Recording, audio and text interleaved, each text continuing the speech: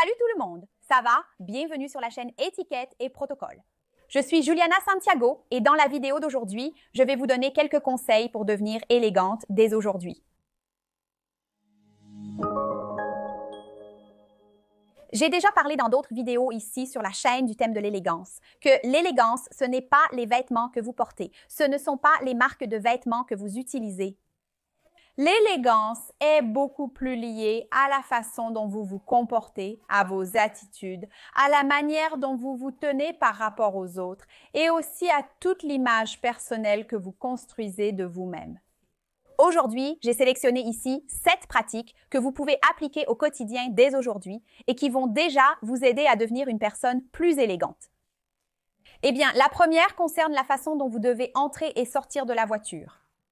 Je sais que cela peut sembler un peu fou, mais il existe en effet une manière plus élégante d'entrer dans la voiture.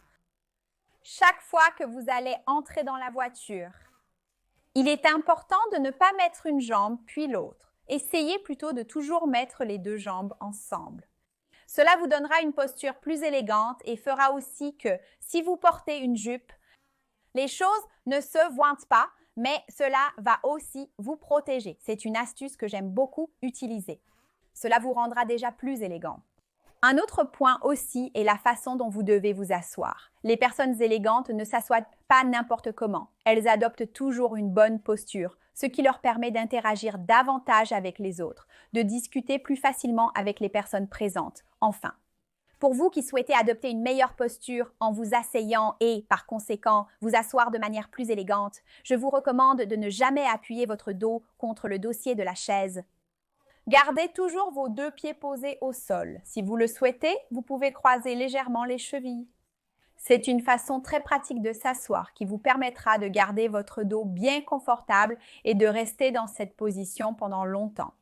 C'est une astuce que les princesses et les reines elles-mêmes utilisent pour s'asseoir de cette manière, car ainsi, elles peuvent rester immobiles dans la même position pendant longtemps.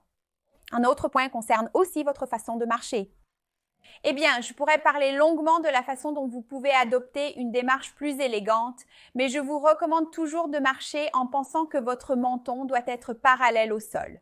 Ne baissez jamais les yeux, ni ne les levez trop haut. Lorsque vous baissez les yeux, cela donne l'impression que vous êtes gêné, que vous êtes un peu intimidé. Et lorsque vous regardez trop vers le haut, cela peut donner un air de supériorité. Être élégante, c'est être une personne qui respecte les autres, qui a de l'empathie pour autrui et qui traite tout le monde de la même façon. Et en dirigeant votre regard, en regardant déjà dans les yeux de l'autre personne, en regardant vers l'horizon, cela montre que vous êtes prête à établir des liens avec les autres et aussi que vous êtes sûr de vous, n'est-ce pas? Vous ne vous sentez ni supérieur ni inférieur. Un autre point qui va aussi faire de vous une personne plus élégante, et c'est une pratique que vous pouvez déjà adopter dès aujourd'hui dans votre quotidien, c'est lorsque vous marchez dans la rue, que vous croisez quelqu'un et que vous portez des lunettes de soleil. Eh bien, que devez-vous faire dans ce cas? Chaque fois que vous rencontrez quelqu'un, vous devez retirer vos lunettes et parler à la personne pour établir un contact visuel. C'est très désagréable quand on parle à quelqu'un et qu'on ne sait pas où il regarde. Alors, tu y vas, tu retires tes lunettes. S'il y a beaucoup de soleil, tu peux parler à la personne. « Oh, ça va, comment ça va? Oh là là, il y a beaucoup de soleil, je vais devoir remettre mes lunettes de soleil. » Il suffit de lui mentionner, si toi aussi tu portes des lunettes, qu'il y a ces verres qui changent de couleur quand tu vas dans un endroit ensoleillé, ces verres de transition. Il suffit de le prévenir aussi, mais établir un contact visuel dès que possible est toujours une preuve incroyable d'attention envers l'autre. Ça donne une mauvaise impression quand on parle avec quelqu'un et qu'on ne sait pas où son regard est dirigé. Bien sûr, il existe des situations plus particulières, disons-le comme ça par exemple, quand tu es à la piscine, à la plage, où il y a beaucoup de soleil et que tu ne peux vraiment pas rester sans lunettes. Mais par exemple, dans une situation plus quotidienne, au quotidien, si tu es dans la rue et que tu rencontres quelqu'un, enlève tes lunettes ponctuellement, parle avec la personne, salue-la et essaie autant que possible d'établir un contact visuel avec l'autre. Un autre point que je peux aussi t'apprendre aujourd'hui et qui va aussi te rendre plus élégante, c'est où poser ton sac dans n'importe quelle situation. Je ne vais pas entrer dans les détails car j'ai déjà fait une vidéo ici sur la chaîne pour t'apprendre à positionner ton sac. Peu importe la forme et le style du sac que tu as. Donc, après cette vidéo, je te conseille vraiment de regarder ce contenu sur les types de sacs où tu dois positionner chaque type de sac.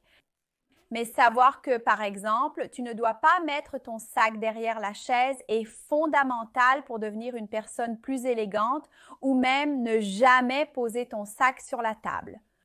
Donc, ce sont des pratiques qui rendent instantanément une personne plus élégante parce qu'elle sait déjà comment gérer les situations et l'élégance est très liée à la confiance. Plus tu as de confiance, plus tu sais comment gérer les situations, plus tu comprends comment agir dans une situation donnée, tout cela te donne encore plus de confiance et de sécurité. Et c'est très bien de savoir comment se comporter dans n'importe quel type d'environnement, dans n'importe quelle situation.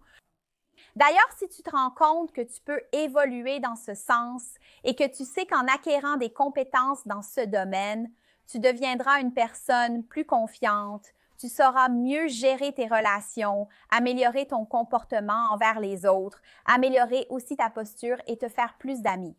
Je t'invite à découvrir le cours d'étiquette et de bonne manière de l'Institut d'études politiques. Le lien est dans la description.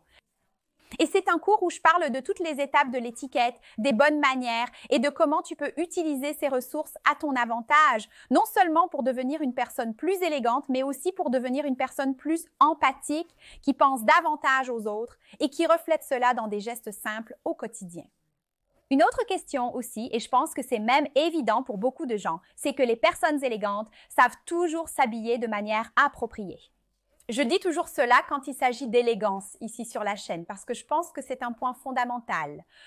Les personnes élégantes savent lire le code vestimentaire, la tenue appropriée pour chaque type d'événement et elles respectent beaucoup cela. Elles portent de l'attention, de la considération à l'événement auquel elles participent et elles finissent par l'exprimer à travers la façon dont elles s'habillent. Cela est essentiel pour devenir une personne élégante. Cependant, beaucoup de personnes pensent que ce point est le seul pour être perçu comme une personne élégante.